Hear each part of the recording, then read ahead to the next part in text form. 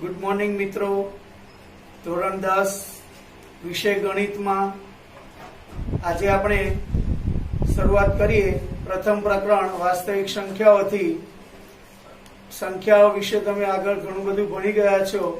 પ્રાકૃતિક સંખ્યાઓ, પૂર્ણ સંખ્યાઓ, પૂર્ણાંક સંખ્યાઓ, સમય સંખ્યાઓ, અસમય સંખ્યાઓ, વાસ્તવિક સંખ્યાઓ. તો એમાં હવે આપણે વાસ્તવિક સંખ્યાઓમાં અલગ અલગ જુદી જુદી રીતે કેવી રીતના દાખલા આપણે ધોરણ 10 માં પૂછાય છે એમાંથી આપણે સૌપ્રથમ વાસ્તવિક સંખ્યાઓની અંદર યુક્લિડની ભાગ પ્રવિધિનો ઉપયોગ કરી અને ગુસા શોધવાના દાખલાની રીત આજે શીખીશું. જેમાં આ ચેપ્ટરમાંથી બોર્ડની પરીક્ષામાં 4 ગુણનું પૂછાય છે, તો 2 ગુણના 2 દાખલા પરીક્ષામાં પૂછાય છે. તો એમાં આપણે પહેલો દાખલો જોઈએ 240 અને 228. તો એમાં a બરાબર 240 મોટી સંખ્યા હોવાને લીધે આપણે a તરીકે 240 લીધો. નાની સંખ્યા છે 228 એટલે b તરીકે 228. આ બંને સંખ્યાનો ગુસા શોધવાની રીત તમે આગળના ધોરણમાં 6ઠા 7મા ધોરણમાં પણ તમે ભણી ગયા છો. પરંતુ મિત્રો આપણે અહીંયા યુક્લિડની ભાગ પ્રવિધિની મદદથી ગુસા શોધવાનો છે.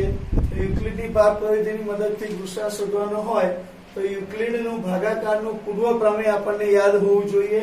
તો યુક્લિડના ભાગાકારના પૂર્વ પ્રમેયમાં a બરાબર bq વત્તા r, જ્યાં b greater than r greater than is equal to 0 છે. જ્યાં a કોને કહેવાય, b કોને કહેવાય, q કોને કહેવાય અને r કોને કહેવાય એ પણ હું તમને આ દાખલાની સાથે સમજાવું છું. તો એમાં મોટી સંખ્યા જે હોય એને a કહેવાનો, નાની સંખ્યા હોય એને b કહેવાનો. હવે q અને r કોને કહેવાય હોય આપણે સમજીએ. તો 240 છે, 240 ને આપણે 228 વડે ભાગાકાર કરી શકીએ. આવો ભાગાકાર તમે આગળ નાના ધોરણોમાંથી કરતા આવ્યા છો. 228 એકા 228, તો 240 માંથી 228 જાય એટલે કેટલા વધે? 12 વધશે. તો તમે જો આપણે અહીંયા જ કહી દીધું છે કે મોટી સંખ્યા છે એટલે 240 ને આપણે a કહીશું, 228 ને શું કહીશું? b. અને ભાગફળ ઉપર જે મળે એને કહીશું q, નીચે શેષ વધે એને કહીશું r. યાદ રાખો મિત્રો, a એટલે શું છે? ભાજ્ય. a એટલે શું છે? ભાજ્ય. જેનો ભાગાકાર કરીએ, જે સંખ્યાનો ભાગાકાર કરીએ તેને કહેવાય ભાજ્ય. જે સંખ્યા વડે ભાગાકાર કરીએ તેને કહેવાય ભાજક. અને એને અહીંયા સંકેતમાં આપણે b વડે દર્શાવીશું. પછી ઉપર જે ભાગફળ મળે એને સંકેતમાં કહીશું q, q ભાગફળ તરીકે દર્શાવીશું. અને નીચે વધે શેષ એને કહીશું r. તો આ રીતે આ જે આપણો આ રફકામ છે. હવે એને બોર્ડની પરીક્ષામાં તમારે આ રીતે દર્શાવવાનું છે. યુક્લિડના ભાગાકારના પૂર્વ પ્રમેયના ક્રમ મુજબ. તો a તરીકે છે 240, b તરીકે છે 228. હવે b સાથે q ગુણાકારમાં છે એટલે ગુણાકારનું ચિહ્ન કરીએ તો પણ ચાલે અને ટપકું કરીએ તો પણ ચાલે, પણ આપણે ગુણાકારનું ચિહ્ન કરીશું. એટલે ગુણ્યા 1, q તરીકે 1 છે અને શેષ તરીકે r શેષ કેટલી આવી છે આ દાખલામાં? આ સ્ટેપમાં 12. હવે આ પહેલું સ્ટેપ થયું.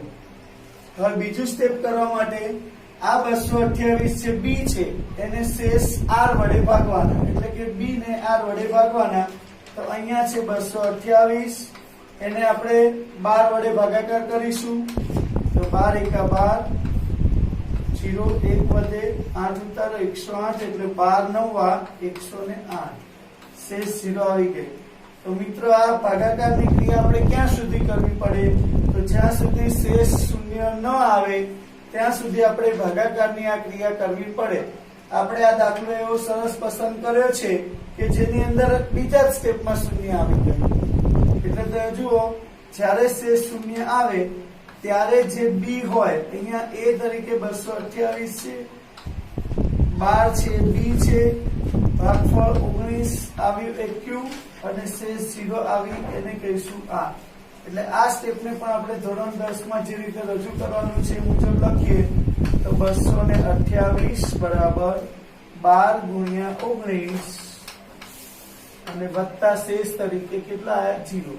એટલે મિત્રો જ્યારે શેષ 0 આવી જાય ત્યારે જે ભાજક હોય એને કહેવાય ગુસા। એટલે કે આપણો દાખલો અહીંયા પૂર્ણ થાય। ગુસા બંને સંખ્યા 240 અને 228 જેનો ગુસા આવ્યો 12।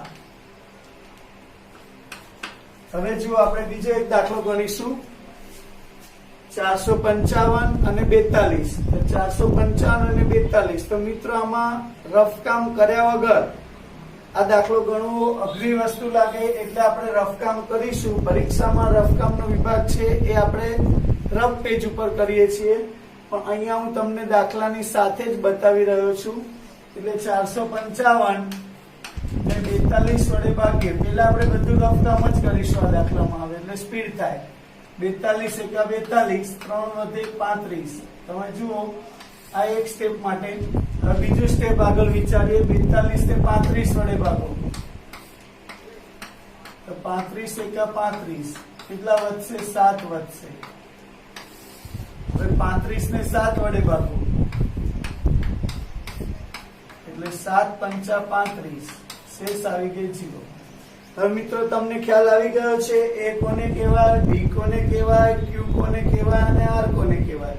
તો અવારનવાર આ તો છે રફ કામ, તો આપણે ત્યાં એ બી ક્યુ આર એવું વારંવાર ન દર્શાવીએ તો ચાલે।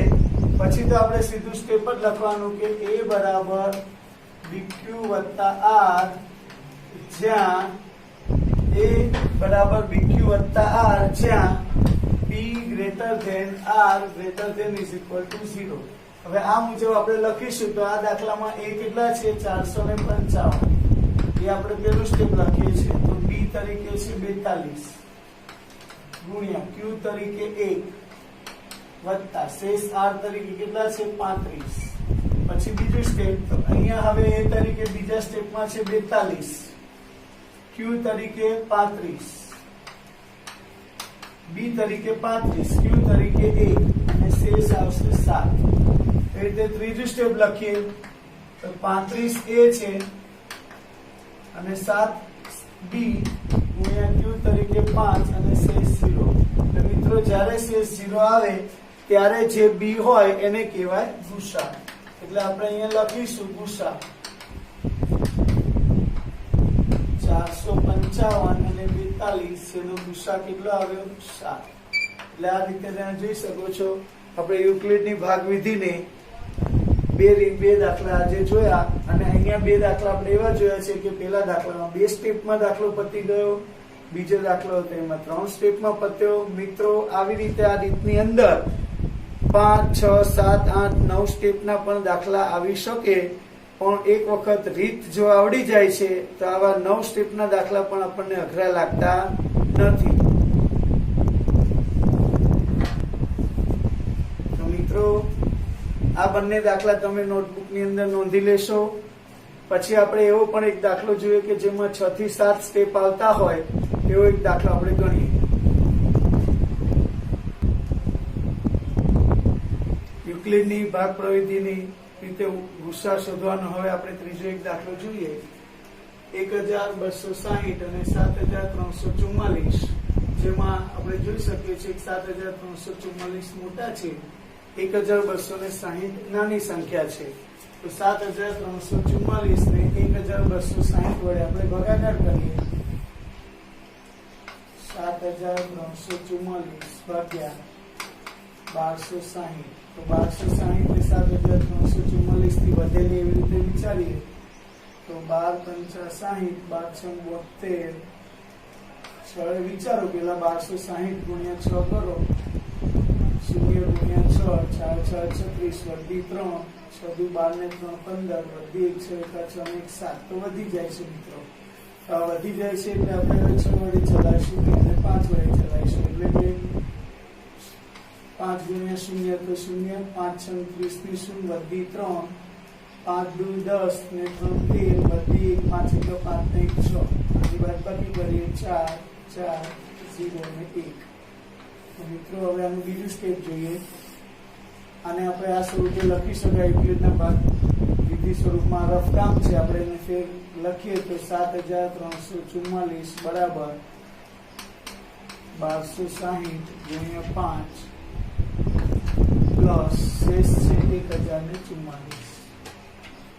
હવે આપણે આ બી ને આર વડે ભાગીશું એટલે કે 1260 ને 1044 વડે ભાગાકાર કરવાનો. 1044 એકા 1044. અહીંયા 10 ક્રોસ અહીંયા 5, 10 માંથી 4 જાય તો 6, 1 અહીંયા 2 216. લાસ્ટ ને લખીએ 1044 બરાબર 1260 બરાબર 1044 ગુણ્યા 1 વત્તા 216. હવે ત્રીજું સ્ટેપ લખીએ. 1044 ને 216 વડે ભાગીએ. 216 ચોક કરો, 6 ચોક 24 વધી 2, 4 એકા 4 ને 2 6, 4 દુ 8. અહીંયા 14 થશે 9 0, 14 માંથી 6 જાય તો 8, 180. 216 કરતા 180 આવ્યા, ઓછા નાની સંખ્યા આવી એટલે આપણો ભાગાકાર સાચો છે.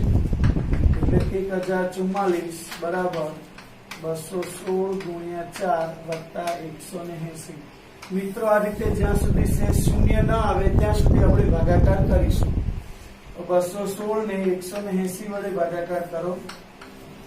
180 એકા 180, 6 એકની ઉપર 11 થશે. અહીંયા 11 માંથી 8 જાય 3, અહીંયા 0 એટલે કે 216 બરાબર 180 ગુણ્યા 1 વત્તા 36.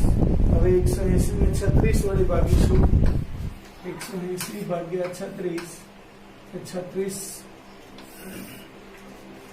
ના ઘડિયામાં 180 થી વધવા ન જોઈએ એટલે આપણે પેલા વિચારી લેવાનું. 36 પંચા કરો તો 6 પંચુ 30 વધી 3, 5 તરી 15 ને 3 18, શેષ 0 આવી ગઈ. જુઓ 5 6 30, 5 6 30 ની શૂન્ય વધી 3, 5 તરી 15 ને 3 18, શેષ શૂન્ય આવી ગઈ. એટલે મિત્રો અહીંયા આગળ તમે જોઈ શકો છો શેષ શૂન્ય આવી ગઈ એટલે અહીંયા ભાજક તરીકે 36 છે એટલે આ સંખ્યાનો ગુસા આવશે 36. માટે 180 બરાબર 36 ગુણ્યા 5 વત્તા 0 એટલે ગુસા તરીકે લખીશું આપણે આન્સર. બંને સંખ્યા મોટી હતી 1260 અને 7344, એનો ગુસા તરીકે જવાબ આવ્યો 36. આ દાખલો આપણે નોટમાં લખી લઈશું મિત્રો.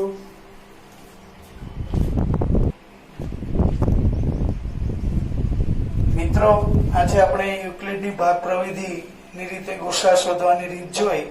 હવે આપણે આવા જે 3 દાખલા મેં તમને ગણાવ્યા એ જ રીત મુજબના બીજા 3 દાખલા તમને હોમવર્કમાં ગણવા માટે આપું છું. એમાં પહેલો દાખલો 918 અને 162. બીજો એક દાખલો લખો